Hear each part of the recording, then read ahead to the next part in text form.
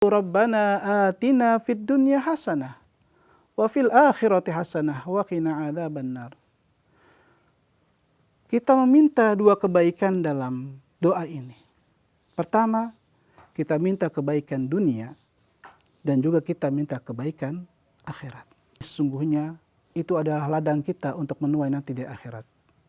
Ad-dunya mazra'atul akhirah.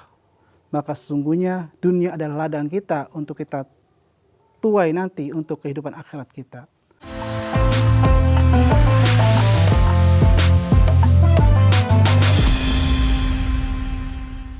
Bismillahirrahmanirrahim. Assalamualaikum warahmatullahi wabarakatuh. Alhamdulillahil qail wa minhum may yaqulu rabbana atina fid dunya hasanah wa fil akhirati hasanah wa qina adzabannar. Allahumma fasholli wa sallim wa barik ala sayyidina wa maulana Muhammadin wa ala alihi wa sahbihi ajma'in, amma ba'd. Hadirin para pemirsa yang insyaallah dirahmati Allah Subhanahu wa taala. Bertemu lagi dengan saya Mustaqi dari Dompet Duafa. Insyaallah pada pertemuan ini kita coba sedikit membahas tentang bagaimana kiat kita untuk menggapai kebaikan dunia dan akhirat. Mungkin dari kita semua sudah familiar dengan apa yang saya baca tadi. Ada satu doa yang mungkin hampir semua kita menghafalnya. Dan hampir setiap hari dilaturkan kita ketika hampir sholat berjamaah. Allah Subhanahu wa taala berfirman, "Wa minhum may yaqulu rabbana atina fid dunya hasanah wa fil akhirati hasanah wa qina adzabannar." Kita meminta dua kebaikan dalam doa ini. Pertama, kita minta kebaikan dunia dan juga kita minta kebaikan akhirat. Apakah ada keduanya? Ketika kita hidup di dunia ini sesungguhnya itu adalah ladang kita untuk menuai nanti di akhirat. Ad-dunya mazra'atul akhirah. Maka sesungguhnya dunia adalah ladang kita untuk kita tuai nanti untuk kehidupan akhirat kita. Wal akhiratu khairu wa abqa. Maka sesungguhnya akhirat itu kekal dan kita akan kekal di sana selamanya. Lantas, apakah kita sudah bahagia dunia maupun bahagia di akhirat? Ya. Al-Imam Al-Ghazali paling tidak membagi kebahagiaan kita di dunia akhirat menjadi 4 bahagian. Yang pertama, sa'idun fid dunya wa sakiyun fil akhirah. Ya. Ada orang yang sa'idun fid dunya. Dia bahagia di dunia. Ya. Wa sakiyun fil akhirah. Akan tetapi justru dia sengsara di akhirat. Ya. Kenapa bisa sengsara? Mungkin ketika dunia Allah berikan ia nikmat yang banyak. Allah berikan kekayaan. Allah berikan istri yang cantik. Allah berikan dia anak yang banyak. Tetapi na'udzubillah, dengan semua nikmat-nikmat yang Allah berikan kepada mereka tidak dipakai untuk bekal ibadah kepada Allah Subhanahu wa taala. Justru malah sebaliknya. Ketika Allah berikan kepada mereka nikmat yang begitu banyak, justru menjadi cobaan bagi mereka sehingga membuat mereka lalai dan jauh dari Allah Subhanahu wa taala. Sehingga apa? Mereka tidak mempersiapkan bekal dengan baik sehingga kehidupan dunia mereka bahagia tetapi sengsara di akhiratnya. Kemudian yang kedua, wasakiyun fid dunya wasa'idun fil akhirah. Ya. Manusia yang Allah berikan mereka tidak banyak kekayaan. Bahkan cenderung Allah uji mereka dengan kemiskinan. Allah uji mereka dengan keluarganya, kehidupannya, pekerjaan dan sebagainya. Mereka jauh dari kata bahagia. Tetapi ketika mereka diberikan suatu musibah, ya, cobaan dari Allah, mereka bersabar atas takdir yang diberikan oleh Allah Subhanahu wa taala. Justru sebaliknya, mereka mendekatkan diri kepada Allah karena kondisinya seperti itu.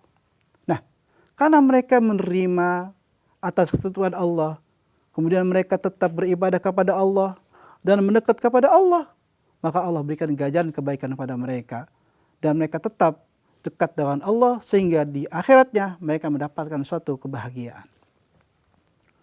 Yang ketiga adalah wasakiyun fid dunya wasakiyun fil akhirah. Ya.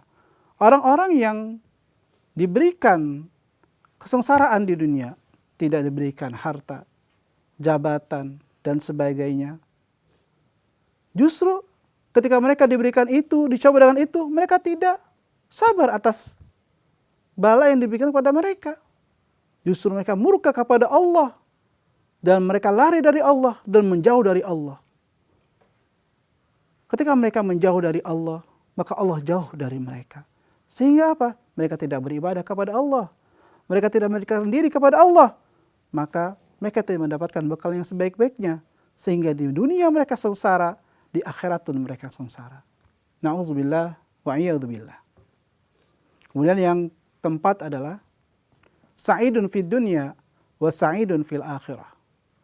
Orang-orang yang diberikan Allah tadi nikmat yang luar biasa. Harta, tahta, istri, anak-anak yang banyak.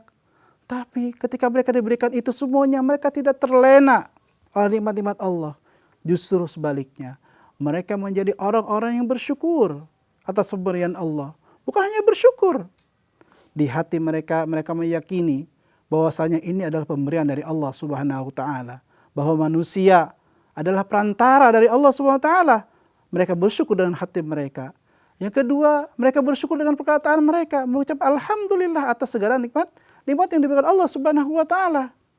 Yang terpenting yang ketiga, ketika mereka diberikan nikmat, mereka bersyukur dengan pekerjaan, dengan af'al mereka. Sehingga apa? Harta yang mereka dapatkan, mereka kelola dengan baik, mereka keluarkan untuk jalan Allah, mereka sedekahkan, mereka infakkan, mereka zakatkan. Sehingga apa? Hartanya bermanfaat bagi orang lain.